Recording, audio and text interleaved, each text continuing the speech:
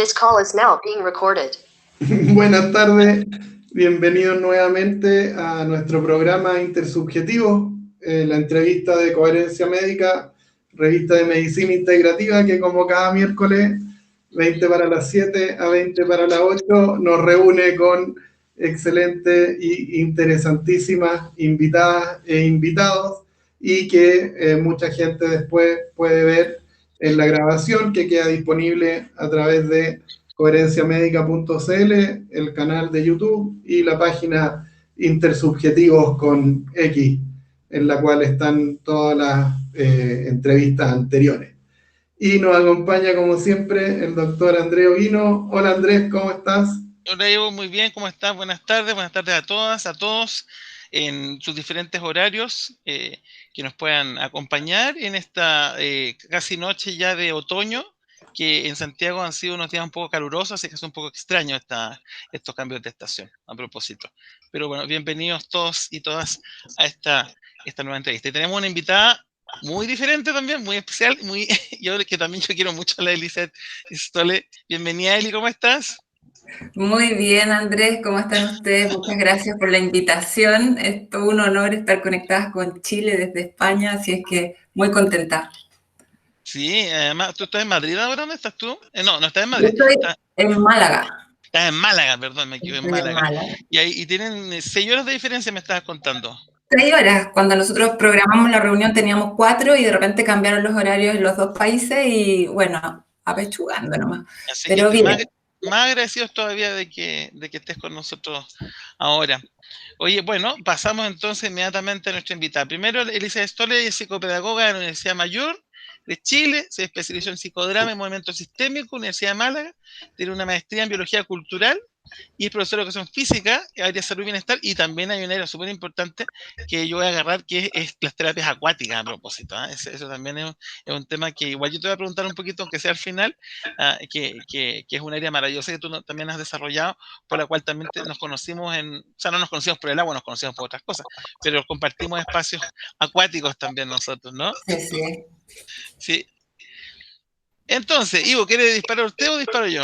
No, dispara tú nomás, dale. Bueno, a todos nuestros invitados, Eli, siempre les pregunto, a pesar de que yo di un poquito tus referencias curriculares, a todos les preguntamos y les pedimos que se describan un poco, en términos biográficos, cómo han llegado al espacio en el cual están ahora, qué recorrido han hecho, qué experiencias han tenido, y a partir de eso, cómo han llegado a estar en el momento que están ahora. Así que cuéntanos un poquito.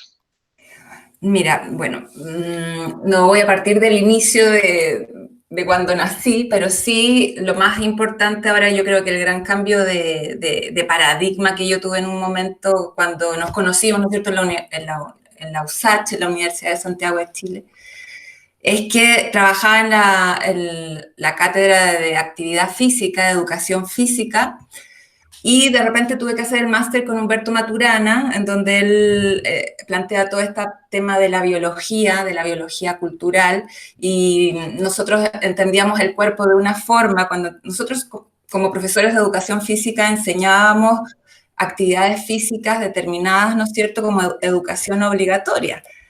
Entonces, de repente, con el doctor Maturana, cuando él comienza a hablar de que la emoción, ¿no es cierto?, empieza a hablar de la emoción, del lenguaje, y que la emoción es una disposición corporal, que, por ejemplo, yo le hablaba de la competición sana, y él me decía, no, la competición sana no existe, porque cuando uno está compitiendo, ¿no es cierto?, niega al otro.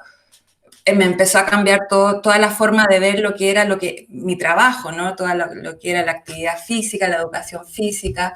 Hablaba del lenguaje como un acto biológico.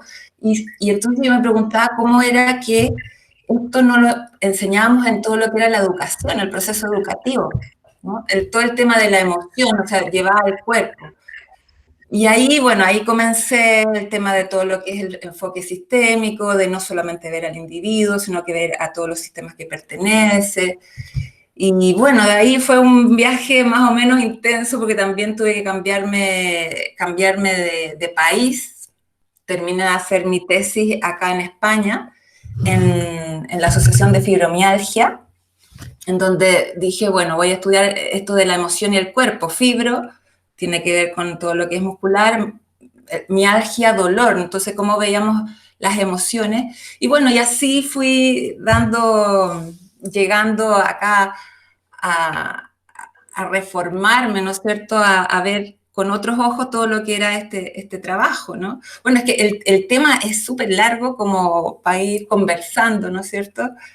En todo lo que es la fibromialgia, bueno, lo que me di cuenta, lo que conversamos con la gente, es que las personas no entendían esto de que el cuerpo estaba habitado por las emociones, sino que sentían que las emociones estaban fuera del cuerpo. Y todo el tema del dolor, ¿no es cierto? Entonces, empezó como un desafío en mí la búsqueda de entender mejor esto para empezar a enseñarlo, ¿no? Y acá dentro de la visión sistémica se dio en la Universidad de Málaga el diplomado en movimiento sistémico y psicodrama. Entonces, ¿qué es lo que es esto? Y estuve estudiando 2 años todo lo que es el psicodrama, que son los movimientos corporales, ¿no es cierto? El acto teatral a través de la observación del individuo, todo lo que es las constelaciones familiares, y empecé a ver el cuerpo en movimiento con acciones que nunca lo había visto, ¿no? Todo lo que es la emoción, las relaciones humanas y los procesos que gatillaba. Y bueno, y ahí empecé a entrar en todo lo que es el tema de la familia, la importancia que tienen las relaciones humanas, y también empecé a ver el cuerpo en acción. Así es que, posterior a eso, estudié la genealogía, la metagenealogía.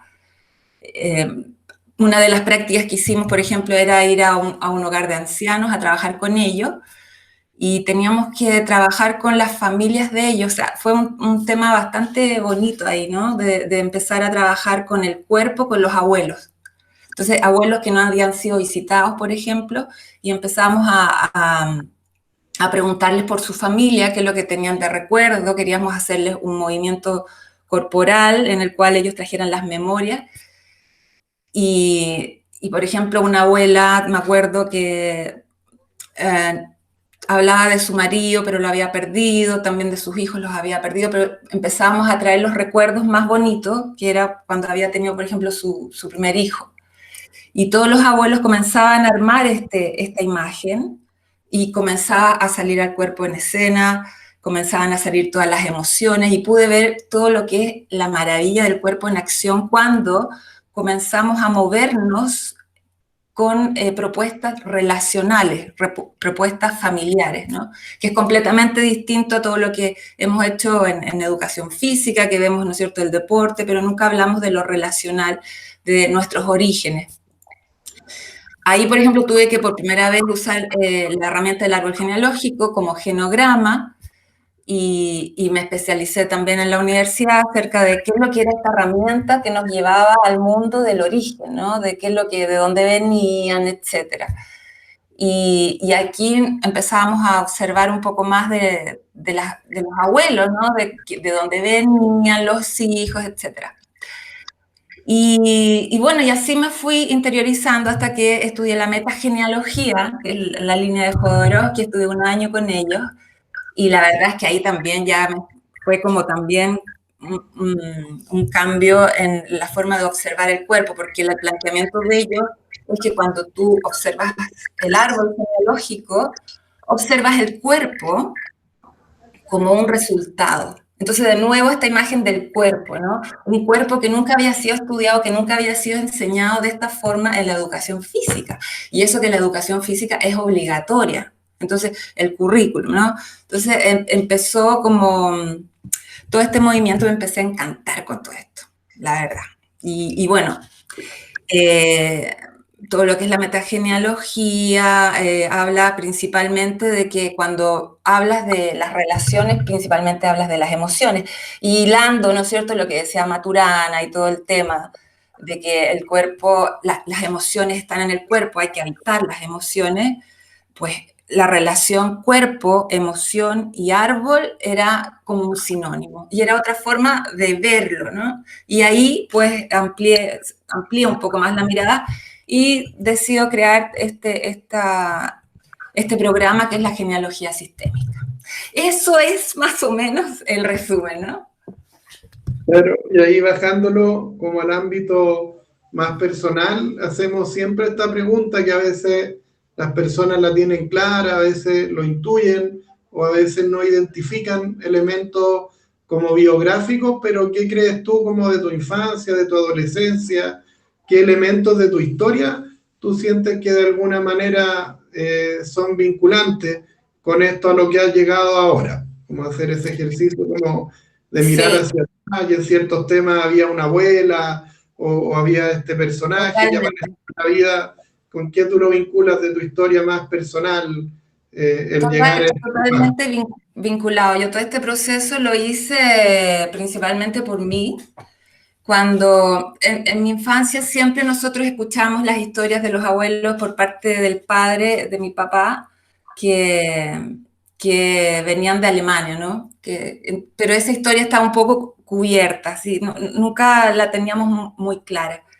Cuando yo siempre sentía las ganas como de ir a Alemania, como de salir de Chile y nunca lo entendía muy bien por qué. Y esto de estar ahora en España, ¿no?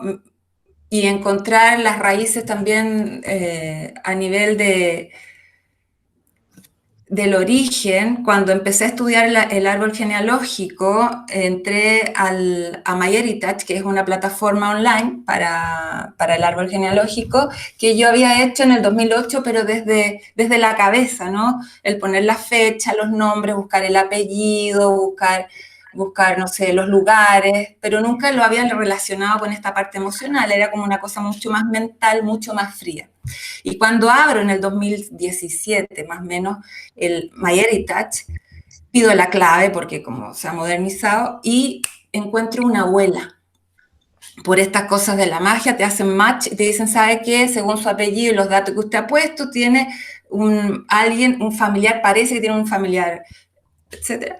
Y me conecto con esta persona y resulta que era la hermana que nunca se había contado en toda la historia de mi abuelo. No sabíamos que había una tía, ¿no?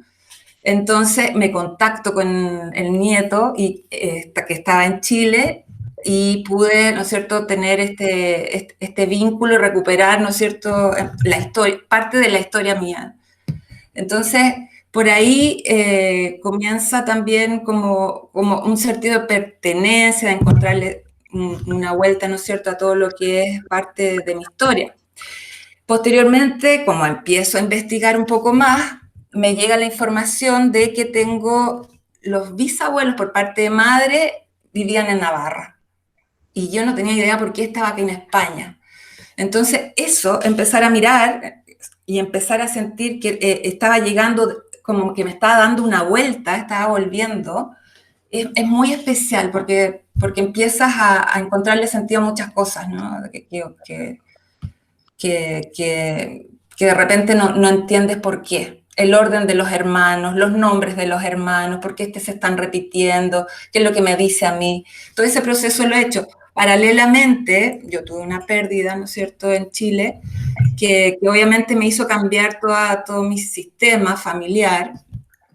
Y al viajar a España, viajo con mi nueva pareja, viajo con mi nueva familia, y el hecho de construir una familia nueva, yo siento que como que nadie te lo ha enseñado. Yo no sé si les pasa a ustedes, pero esto de no haber recibido educación emocional, no haber recibido una educación en donde se hable de la estructura familiar.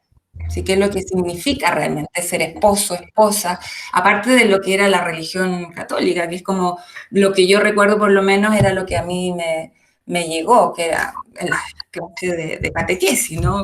Cuando chica, que es lo que yo encontré.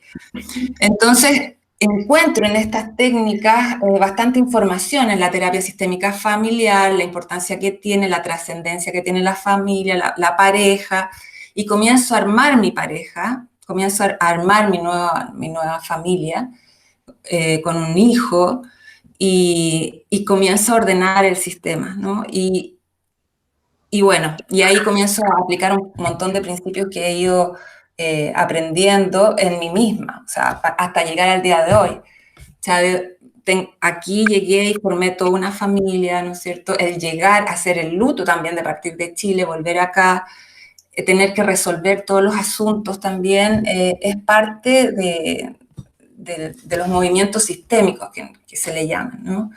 Pero tiene que ver directamente con cómo tú formas la familia o cómo formas lo que tú dices que tienes como familia, las relaciones más cercanas. Así es que eso es más o menos no sé si contesto tu pregunta, Ivo. Sí, sí, en general vemos respuestas como más como de elementos de la infancia, pero queda súper bonito como esas cosas se mezclan con este camino individual que va en paralelo a este proceso más de búsqueda, más de un montón de sincronía. Está bien, bien interesante y bien completo. Ahí me gustaría, sí, si pudieras dar una imagen en este momento un poquito más concreta de esta relación entre la genealogía y el cuerpo. Ahí yo desconozco de ese tipo de conocimiento, entonces si pudiera hacer algo muy simple, no sé, pues, si en esta búsqueda esta abuela, esta gente que apareció se vincula con una parte de tu cuerpo así concreta, o es algo que es más del sistema o más difuso, si nos pudieras dar como una imagen de entender ese vínculo, pero en términos muy simples. Bueno, de partida mi nombre, Elizabeth, está dentro de la familia de esta abuela y también los rasgos. Yo no tengo rasgos autóctonos chilenos, ¿no? Entonces, cuando nosotros hablamos del cuerpo y la genealogía, nosotros lo vemos como un resultado de muchas personas que estuvieron antes de nosotros. Por lo tanto, lo primero que nosotros vemos como repetición es el cuerpo. Cuando nace un niño, lo primero que nosotros vemos y decimos es ¿a quién se parece? ¿Cierto? Y tiene los ojos de la mamá y empezamos a buscar todas las repeticiones. Incluso cuando empiezan a crecer, muchas veces decimos, bueno, pero esto es del abuelo, ¿no? ¿Y cómo? ¿No? Entonces, el cuerpo, y nosotros además estamos habitados por todos los personajes, porque a medida que vamos creciendo, vamos impregnándonos, ¿no es cierto?, del papá, de la mamá, y nos hablan de los abuelos, ¿no es cierto? Entonces, el cuerpo se ve como el resultado de todo el árbol, ¿no? ¿Sí? Entonces, bueno, desde ahí comienzo el trabajo de observarme. Cuando me observo también los personajes del árbol. O sea, ¿qué concepto tengo de mamá? Es un concepto que tengo adentro. Entonces hablamos de los personajes internos, del paisaje interno que tengo poblado de todos los familiares, ¿no? Perfecto, muy Oye, claro. Eli, una pregunta acá, porque que yo me imagino, bueno, yo sé que hay gente que te conoce acá, pero también hay personas que desconocen estos conceptos. ¿Cómo se le puede explicar a la gente que conoce mucho las constelaciones familiares? Que es algo bastante, si uno dice constelaciones familiares, la gente en general va a decir es algo terapéutico, lo pueden asociar. Ya, pero en ese sentido, lo que tú estás desarrollando y practicando, ¿tiene elementos de las constelaciones familiares? ¿Tiene relación con aquello? ¿Es muy diferente? ¿Me puedes contar un poquito sobre eso? No, es la suma un poco de también lo que yo he aprendido. Aprendí con las constelaciones familiares, psicodrama, un poco de teatro terapéutico, metagenealogía. Las constelaciones familiares son como, para mí, son herramientas, ¿no es cierto? Son técnicas de trabajo. Yo creo que ha tenido un gran boom en estos últimos 5 o 10 años, porque es mucho más rápido cuando tú involucras todo el cuerpo, cuando comprendes, ¿no es cierto? Cuando empiezas a hacer movimientos, no se usan tanto las palabras, sino que se usa la expresión corporal.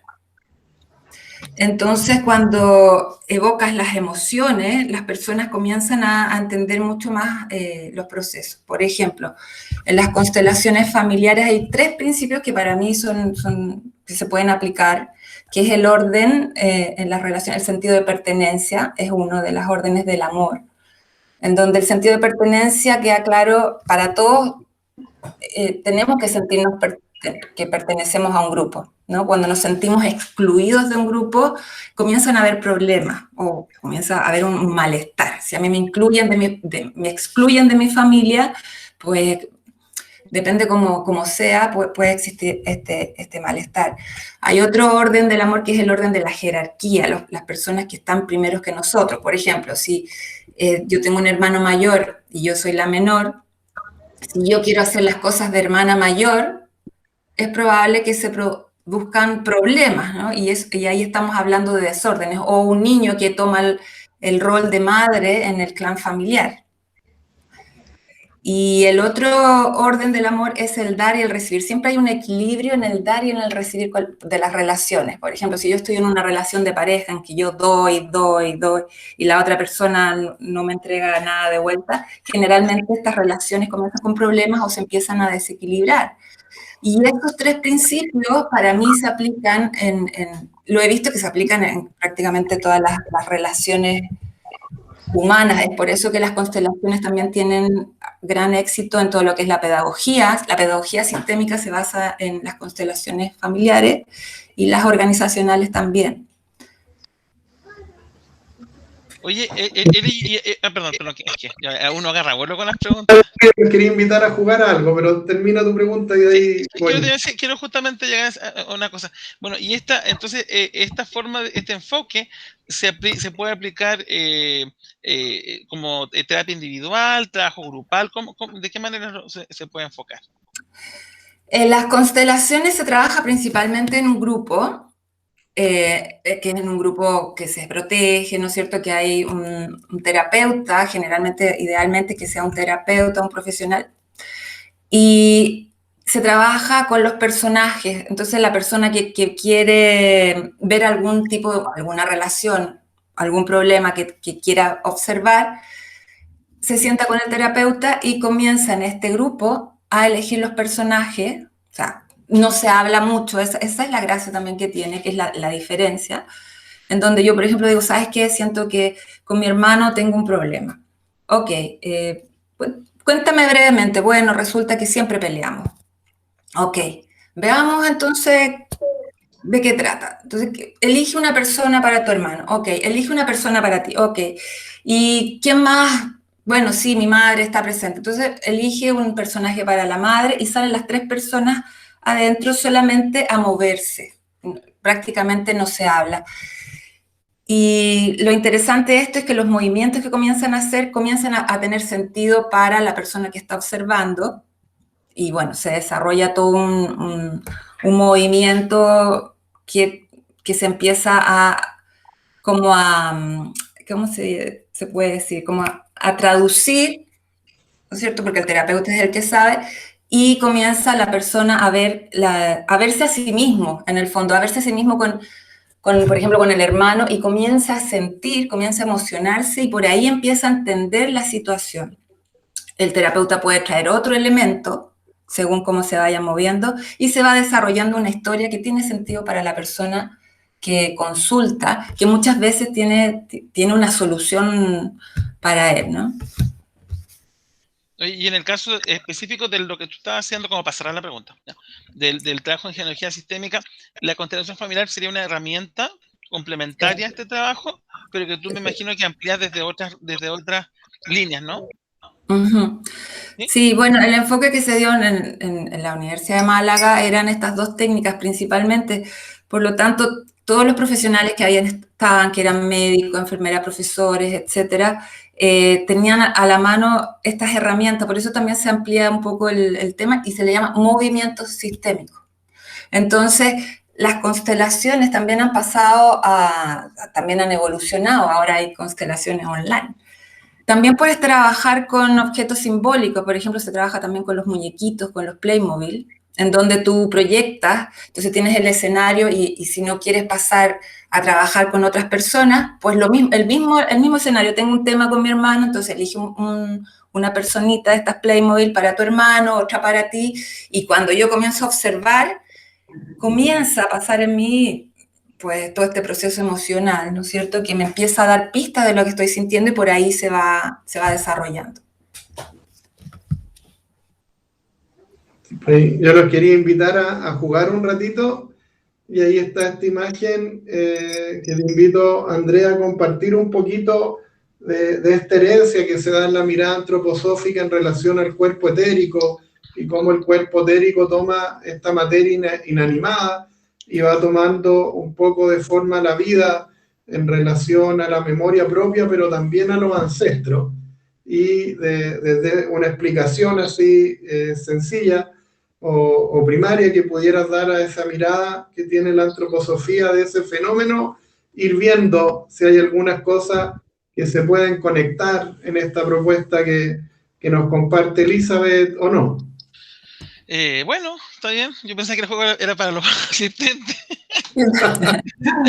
Ok, mira, hay una cosa que es interesante en el caso, especialmente cuando se trabaja en pediatría, es que nosotros, primero partimos de la base que en la medicina antroposofía que somos nosotros una conciencia que viene del plano físico a tener experiencias terrestres. Ya no somos una materia con aspiraciones evolutivas solamente. Ya somos una conciencia que toma una forma física, ¿ya?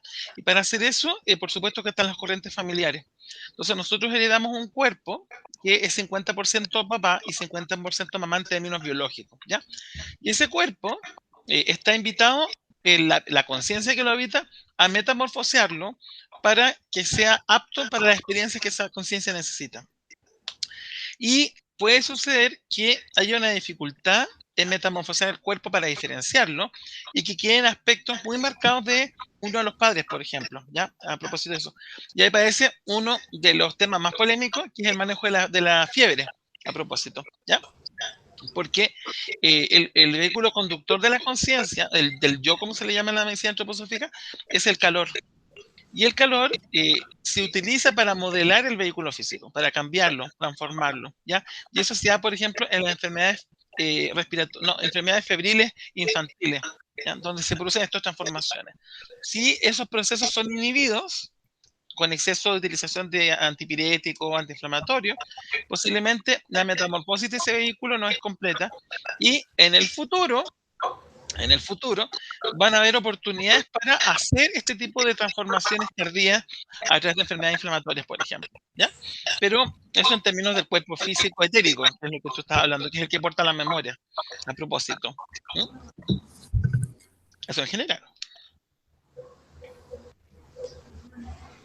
¿Y cómo tú ves, Eli, esa imagen, de alguna manera, esta idea como de que hay algo familiar que le da forma a nuestro cuerpo físico, que no es solamente biológico, que está el tema ahí como de la genética, que está ahí presente, pero pareciera ser que desde tu visión aparece un fenómeno que es como cultural, de alguna manera, y que tiene que ver con algo que le da una conformación al cuerpo que se vincula con la genealogía, pero acá me llama la atención que algo cultural que está en una dimensión distinta a la cultura en términos de la cultura inmediata, como ahí en tu relato tú contabas como todas estas experiencias que venían incluso de familiares desconocidos, incluso de familiares que no estaban en la historia de la familia que te compartía, de estos familiares. De alguna manera tú notas que existe una conexión en algún nivel. Bueno, uno de los fundamentos que tienen todas estas terapias, ¿no? Que hablan, ¿no es cierto?, de lo fenomenológico, de lo que surge, son los campos morfogénicos, ¿no? De que tenemos un espacio en que estamos interconectados desde tiempos ancestrales, además. Por lo tanto, llegamos todo el tema de la trascendencia, todo el tema de lo que es encarnar en el cuerpo, ¿no es cierto? Pues, bueno, es el gran misterio. Yo no tengo como una teoría al respecto, porque sí entramos un poco en el tema de la creencia, ¿sí? Pero yo lo trato de llevar siempre a lo más concreto. En una de las actividades que nosotros, o sea, que yo hago y que se hace en estas técnicas es, por ejemplo, visualizar la concepción, incluso visualizar el momento antes de la concepción o el tiempo antes de la concepción, qué es lo que había. Y eso a las personas lo lleva a una reflexión que obviamente entra en el espacio metafísico. O sea, ¿dónde estaba yo antes de encarnar? Entonces, el acto, ¿no es cierto?, que es la sexualidad, y por eso también comenzamos, cuando hablamos del árbol genealógico, tocamos los temas de la sexualidad, de la creatividad, como acto creativo que nos hace llegar, nos hace aparecer en este planeta, o nos hace encarnar. Entonces, como la materialización del espíritu, encarnamos, llegamos. Y de repente llegué, no es lo mismo llegar aquí a España que llegar, no sé, a China o a otro lugar, ¿verdad? Y ahí está el gran misterio. Entonces estoy empapada de una cultura, ¿sí? Y empiezo a mirar qué cultura es la que yo traigo. Y después, bueno, el proceso ya se trata de cómo esta materia la voy espiritualizando, porque está llena de qué, está llena de personajes, está llena de cultura, como bien tú señalas, ¿no? La cultura que nosotros habitamos, que también nos va un poco moldeando. Pero bueno, está la decisión, porque yo soy el resultado, pero también soy un ser que puedo tomar decisiones y puedo ir haciendo cambios. Entonces, ¿con qué me voy alimentando de este cuerpo? ¿Ya has tenido ahí experiencias que te hayan llamado la atención en torno a las migraciones? Que de pronto gente que nace en un lugar y migra, tiene ciertos fenómenos comunes en este trabajo, en estos procesos, ¿o no había algo así en torno a las migraciones que te haya llamado la atención? Bueno, los movimientos, lo que me llama la atención podría ser que la verdad es que todos hemos emigrado, o sea, creo que todo el mundo tiene parientes que han emigrado. Nos hemos estado moviendo en el planeta por todos lados, con mucha gente que converso me dice, claro, yo también tengo un ancestro que era de América, de Europa, etc. Pero básicamente no tengo como un recuerdo tan concreto específico de las migraciones. Sí me llama la atención lo que está pasando hoy en día, de que sí somos muy, muy diversos, ¿no? Por lo menos acá en Málaga nosotros tenemos una diversidad bastante amplia. Y no hay, bueno, no hay como motivos de consulta o conflictos así identitarios distintos en una persona que llega a Málaga viviendo en Inglaterra o viviendo en Chile, de una persona que llega de Málaga viviendo en Málaga. Bueno, hay conflictos a nivel de los adultos, sí, siempre hay temas, pero sí recuerdo más los niños, ¿no? Los niños cuando entran al colegio, acá se ve mucho la diversidad, a veces, sobre todo en los colegios más públicos, los que son de color o las personas que son por ejemplo, de África, no necesariamente de otro color de piel, pues no tienen tan buena recepción con los niños. Muchas veces sufren bullying. Entonces, ¿qué es lo que ha pasado con todo el tema del árbol genealógico que se usa en el ámbito educativo? ¿Para qué? Para comenzar a darle la importancia a todo lo que tiene que ver con el autoconcepto, el concepto que tengo de mí mismo, que está muy alimentado, que alimenta la autoestima.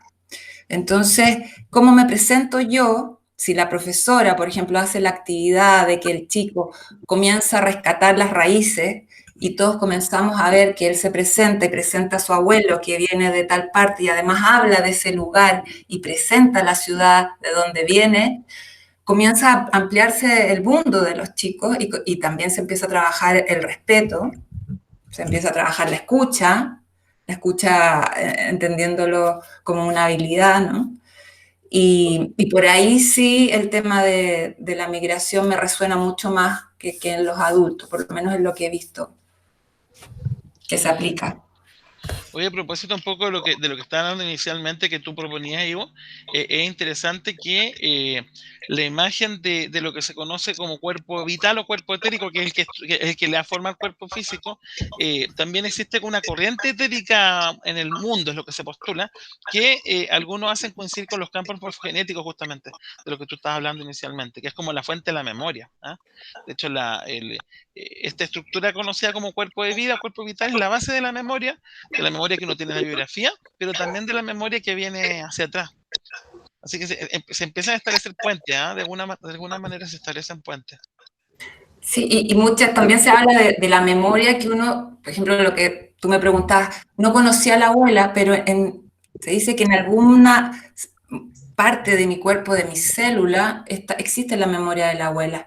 Entonces yo puedo ir y se invita también un poco a trabajar lo que es el instinto de que yo tengo una imagen de una abuela que no conocí.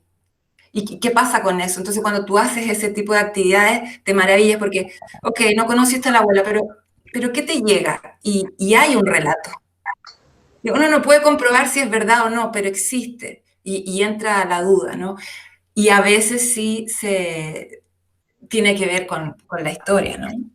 Entonces, eso también es interesante, la memoria, cómo Oye, se va activando. en este caso, volviendo a la pregunta de las aplicaciones, ¿ya? Porque en el fondo, una de las cosas que yo reflexiono un poco es que nosotros, estamos hablando de las personas que tenemos 30, 40 años, ¿ya?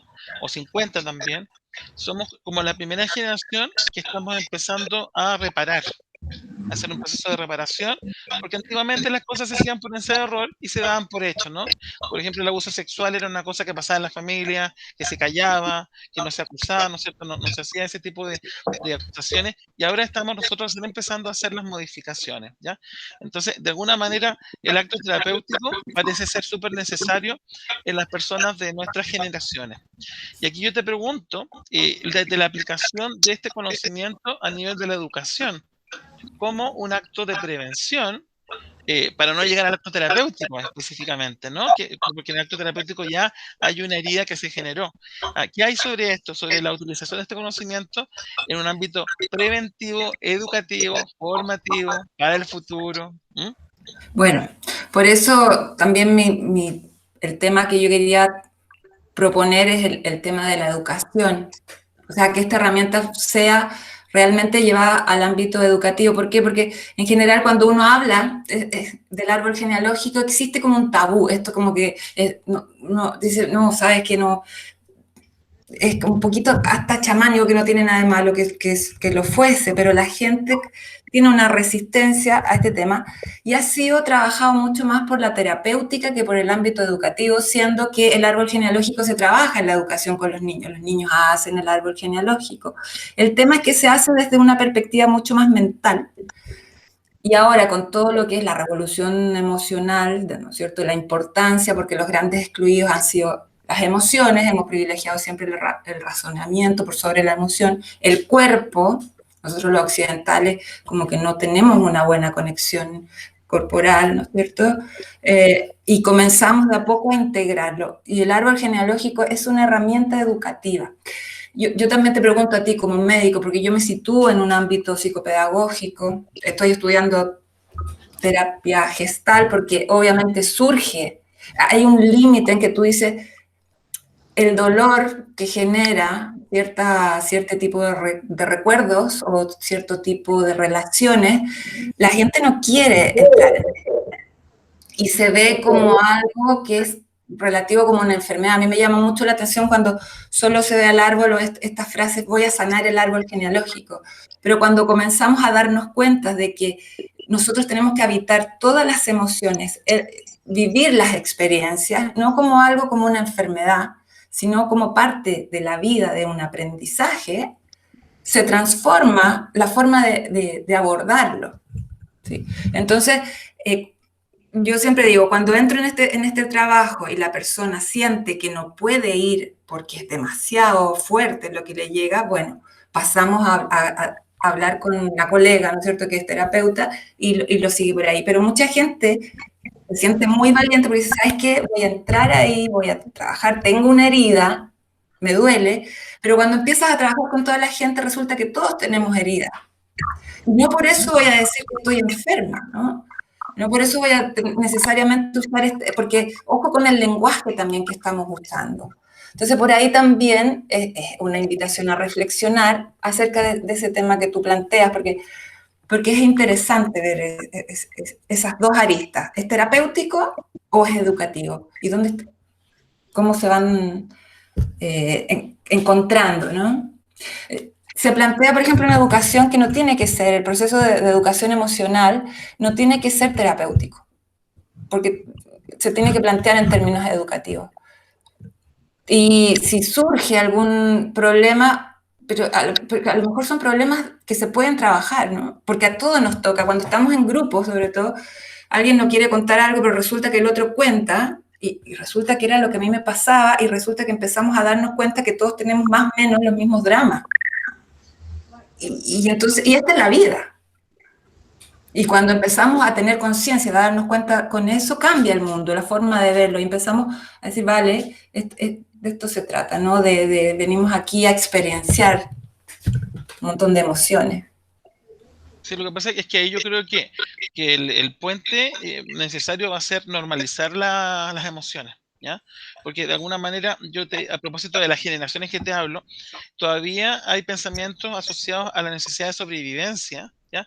Donde se tiene que dar privilegio a otras características, a otras cualidades humanas para sobrevivir, y el sentir aparentemente no sería una cualidad humana apta para sobrevivir, ¿ya? Entonces tenemos que cambiar eso, el ponerla como una fuente de sabiduría, como una fuente de autoconocimiento, como una fuente, como un canal de expresión, pero eso justamente, estamos en ese cambio paradigmático, ¿no? Claro. Muy potente. Yo creo que la biología, por ejemplo, en el laboratorio de la Universidad de la Chile, laboratorio de epistemología, neurobiología, ellos se plantean responder todo esto, todo lo humano desde la biología. Entonces, por ejemplo, cuando nosotros hablamos de las emociones, hablamos como procesos que son adaptativos. Es decir, el miedo me salva, porque hemos sobrevivido gracias a las emociones, porque no está primero la emoción, está el cuerpo, porque si yo pienso, ya me comió el lobo, ¿no? Si viene el tigre y yo pienso que ahí viene y lo hago como proceso cognitivo, ya me comió. En cambio, como existe el miedo en el cuerpo y reacciona primero, que es lo más primitivo, ¿no? Me salvo, porque arranco. La tristeza, que es toda la reparación, cuando yo vivo un luto, me tengo que ir a la tristeza. Entonces también uno de los trabajos en esto es como yo me he dado autorización para habitar en el miedo. Por ejemplo, yo como mujer, también el tema de la rabia. Yo he reconocido que a las mujeres, cuando yo tengo una presencia, ¿no es cierto?, en un cuerpo, y si me enojo, es como, se enojó, ¿y por qué? O sea, y además se enojó, bueno, quise decir, me enojé. Y no nos damos autorización para ese tipo de emociones. Entonces, y tienen un componente biológico, obviamente, y adaptativo. Entonces, desde ahí pienso yo que puede ser una alternativa en donde nos pongamos de acuerdo para hablar de las emociones desde el cuerpo. Bueno, en ese sentido yo veo un futuro muy prometedor, fíjate, realmente con estas posibilidades. Oye, ya estamos con el tiempo. También aquí del tema de la medicalización, porque un poco siento que el comentario tuyo, Eli, caía en eso, como este elemento de lo enfermo y lo sano, y la medicalización de la vida, que ha sido muy fuerte en los últimos 40 años. Entró la tecnología médica con sus grandes aciertos de los años 60 a impregnar casi todos los espacios de la cultura. Y ahí en España hay movimientos muy fuertes que quieren un poco quitar del espacio terapéutico, quitar del espacio médico y biomédico y farmacéutico ciertos fenómenos que existen en la naturaleza y que podrían estar situados culturalmente en otros espacios donde sería mucho más positivo en términos sociales, porque hay como, en la medida que uno medicaliza las cosas, también como que las encierra o las lleva a un mundo de este gran grupo de la enfermedad, donde en el mundo de la enfermedad todo es menos posible o menos valioso o menos tiene menor peso, como que cuando uno lleva las cosas al mundo de la enfermedad también coexiste con una invalidación. Ese fenómeno de la enfermedad que no es igual de válida que lo sano. Entonces yo siento que ahí también hay una importancia en ese proceso, además del diálogo y la escucha y de los puentes comunes, también en observar ese fenómeno que tiene que ver, que quizás de alguna manera sea más político, pero en términos así globales, que tiene que ver con cómo el llevar la discusión a lo sano y lo enfermo es una estrategia bien efectiva para poder invalidar cosas que en el terreno de lo sano estarían en disputa de manera mucho más propositiva. Sí. En lo concreto, en Chile hay una farmacia cada calle, ¿no? Claro, Cada cuadra. supermercados, en Bueno, casi todos los supermercados hay 3 farmacias juntas. claro. Sí, ¿verdad?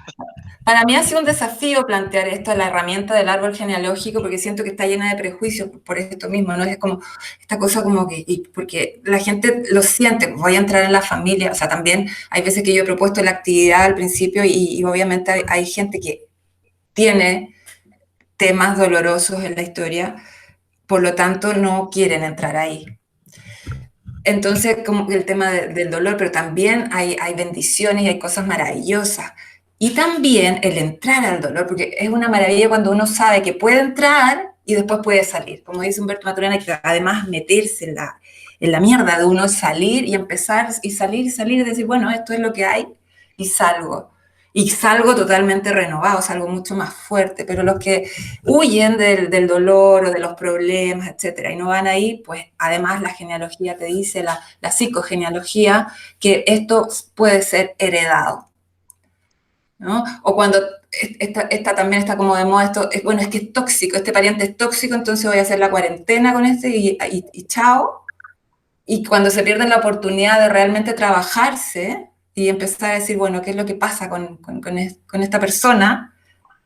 Y puedo empezar a trabajar todo lo que es la relación emocional y aprender y cambiar y ver el beneficio que eso trae para el sistema, pues es toda una oportunidad. Así que para mí también ha sido un desafío plantearme con esta línea, ¿no? Pasar de la educación física a trabajar el árbol genealógico es como haber pasado de educación física a hacer Watsu. Sí. Oye, estamos en el momento de las preguntas a propósito. Estamos en la hora. Imagínate, quedan unos minutitos. ¿Ah? Nos comimos la entrevistada como unos golosos y nos abrimos el espacio al público. Es verdad. Pero todavía nos queda un poquito para algunas preguntas. Si tienen alguna pregunta, los asistentes o las asistentes, la pueden hacer a través Hasta ahora saludos y agradecimientos, pero no sé si hay alguien que quiera hacer una pregunta a través del chat o a través del audio. Sí. Yo quería aprovechar, bueno, si no, podemos... Dale por mientras que la gente se entusiasma. Oye, Eli, pero mira, yo sé que te voy a sacar un poquito de acá. Oye, ¿qué pasó con el WhatsApp, el trabajo con el agua? ¿Lo continuaste después? Porque yo tuve la fortuna de... Y el Ivo también, pues, porque hicimos una experiencia con WhatsApp, ¿te acuerdas? Sí, pues con Marco fuimos. Con Marco fuimos con un amigo nuestro, Marco Bernasquina, que lo saludamos aquí, si es que nos está viendo. Y bueno, a partir de ti conocí también el mundo del agua. A propósito. Eso ¿lo has integrado un poquito? ¿Qué pasa con eso? Bueno, el agua siempre está, el Watsu, para los que no saben, es masaje acuático, es shiatsu en el agua caliente, tibiecita, rico, ¿no es cierto? En donde entras y recibes un masaje, que te mecen, y además el silencio y la respiración, para mí es como una meditación activa, activa en el agua. Bueno, cuando llegué acá, no hay mucha piscina, y además que llegan y ahí está todo como tan organizado que uno tiene que seguir las reglas de la asociación de Watsu, pero sí me fui a Madrid porque estaba Harold Dahl, que falleció creo que hace un año, que es el que creó la técnica y estaba haciendo la formación 1 en Madrid. Así es que obviamente me di el lujo de tomar el curso con él y ahí seguí haciendo un poco de terapia, aprendiendo o actualizando, pero aquí no hay mucha piscina porque se necesita una piscina con ciertas características, 35 grados, cierta altura para poder desplazarse. Uno empieza a hacer la terapia y si hay gente al lado le puede molestar, entonces no es tan fácil hacerlo. Pero bueno, a todos los que estén, bueno, recomendable totalmente una experiencia con Watsu. Y aquí en Chile, que es un país de termas, tenemos la posibilidad de generar esos espacios. O sea, existe una página de terapeutas de Watsu en Chile también, a propósito para aquello. Y dale nomás. Y pues no, yo quería ir como rescatar, quizás, ya que no hay preguntas de los asistentes, de algunas descripciones. ¿Aló? Hay una pregunta, ¿no? Adelante. Hola, buenas tardes, buenas noches. Yo había levantado la mano por dos razones. No sé si me escuchan bien, ¿está bien? Sí, perfecto. Voy a abrir ahí la cámara si es que nos podemos mirar, no sé. Dale. Hola, ahí estoy. Hola. Saludos a Elizabeth, muy interesante el tema, también ustedes. Y a mí una de las cosas que me complica más, porque soy del área docente, ¿cómo hacemos la bajada de esto que es tan importante para trabajarlo a nivel educativo? ¿Cómo hacemos que esto es una pregunta difícil también, porque cómo hacemos que nuestras autoridades entiendan la importancia de aplicar esto en lo cotidiano en la educación, todo lo que tiene que ver con las emociones? De algún modo, mejor en mi área yo lo puedo hacer, pues soy del área artística y me doy ciertas licencias para tomarme de las 2 horitas semanales que casi tenemos que pelear porque siempre va a ser más importante otra asignatura. Pero ¿cómo podemos lograr salir de esto en que estamos con ustedes, y me parece maravilloso, para que este sea un gran espectro que llegue a interesar de tal manera que podamos trabajar esta inteligencia emocional, estas habilidades blandas? A los chicos de hoy les interesa muchísimo esto, de conectarse con otro tiempo, con otras épocas. Yo estoy en lo personal, Elizabeth, trabajando lo que es la cartografía emocional artística, este mapeo físico y psicológico, y a los alumnos de verdad les interesa mucho. Pero ¿cómo podemos hacer fuerza? ¿Cómo podemos interesar a nuestras autoridades? Tú estás por allá trabajando desde allá, yo te sigo siempre, pero a la gente que está acá, en Chile, esta es mi inquietud. ¿Cómo logramos que nuestras autoridades entiendan la importancia hoy en día de estas herramientas para movernos en este mundo globalizado, en donde finalmente somos una sola tribu? Porque cuando logramos ver que salimos a la calle y ese otro que está ahí no es nuestro enemigo, sino que algo tiene que ver conmigo, de verdad que nos cambia todo. Eso.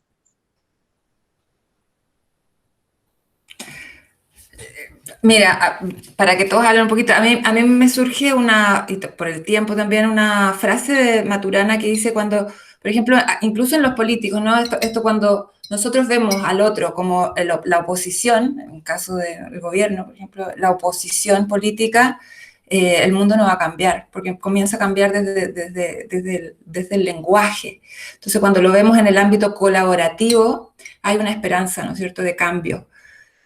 Yo creo que también esto del online llegó para cambiar, porque no sé si vamos a poder cambiar las estructuras desde arriba, pero sí con este tipo de actividades lo vamos a comenzar a hacer, lo estamos haciendo. No sé, Andrés o Ivo, si quieren. Aquí yo le dejo el espacio a Ivo, que él está más metido en temas de tipo público. De política. Y yo de política, malazo para eso. Aquí don Ivo nos puede echar una manito. Sí, pues yo, bueno, comparto un poco el tema desde la perspectiva tuya, Eli, y en relación a la persona que hacía la pregunta, que yo siento que el camino de base pasa mucho por hacer lo que hace ella, que es abrir estos espacios con los alumnos, en ese poquito rato que uno tiene. Uno desde la medicina abre también esos espacios con los pacientes, ese poquito rato que uno tiene. Entonces yo siento que hay una realidad que a veces no es global y que a veces es muy cercana y muy chiquitita, pero al ser la realidad tiene un impacto enorme. Entonces yo siento que hay un camino que pasa por ese trabajo que hace cada uno en el espacio que tiene, y lo que sí es impresionante en estos poco más de 14 años que tengo en este mundo, es lo rápido que avanzan las cosas en relación a otra época, y uno ve que temas que en algún momento no convocaban a nadie.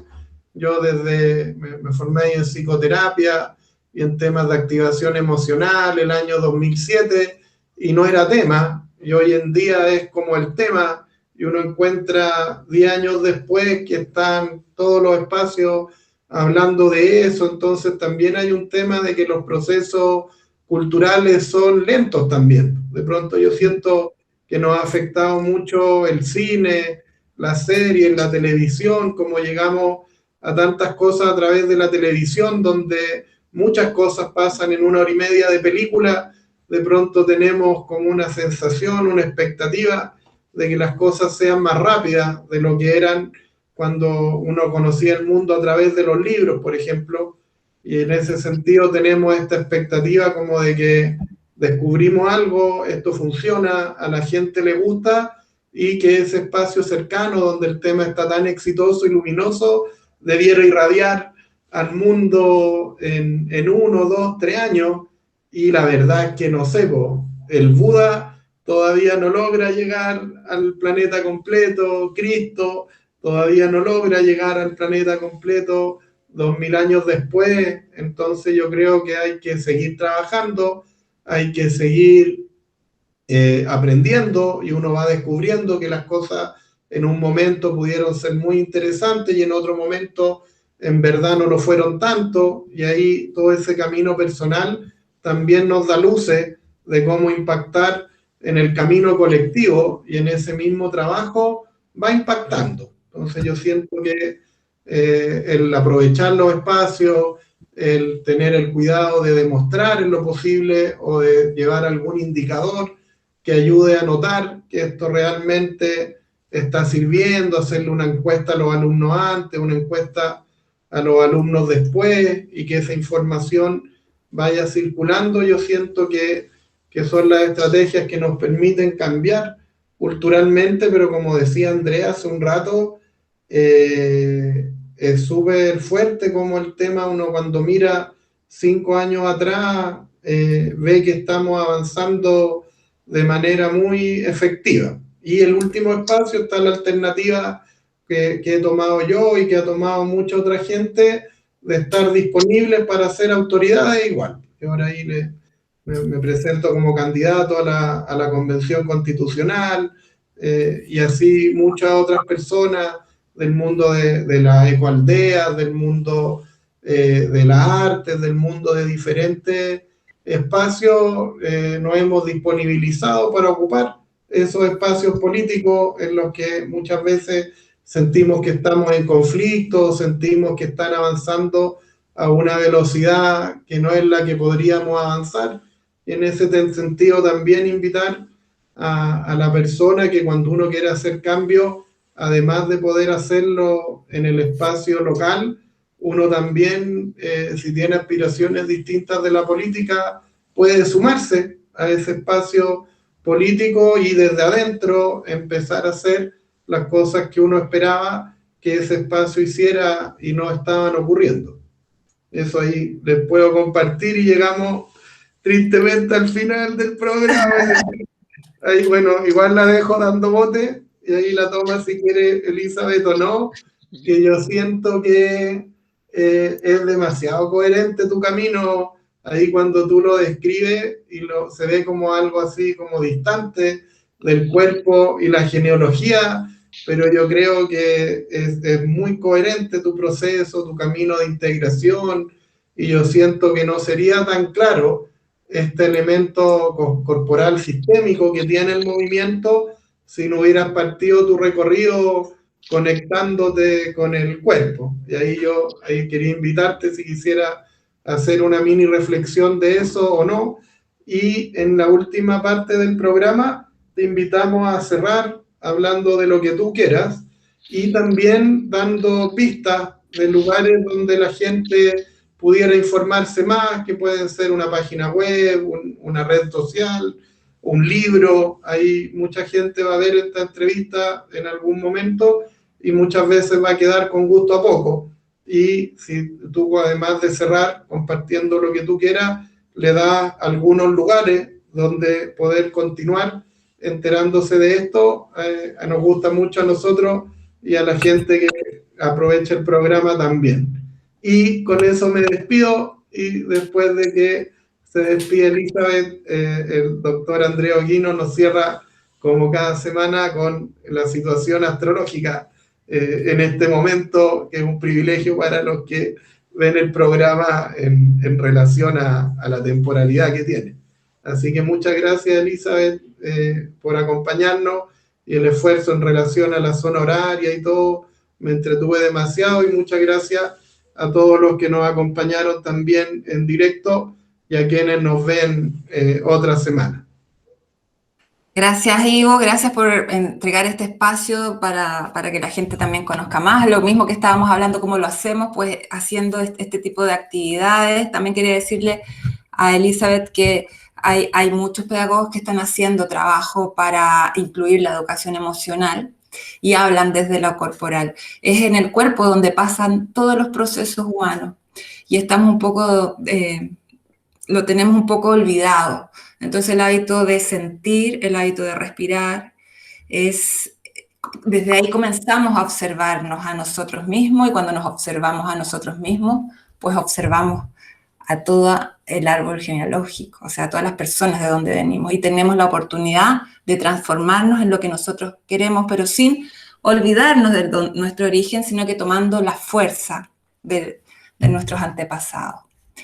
Y bueno, mi web es eliestole.com, también estoy en Instagram como Genealogía Sistémica, y este 30 de abril por la Asociación Conciencia, que es una asociación española, en donde están varias profesionales que trabajan en estas áreas, principalmente acerca también del abuso, de la prevención del abuso sexual infantil, y todo lo que es el tema de prevención, de trabajo emocional, de apoyo.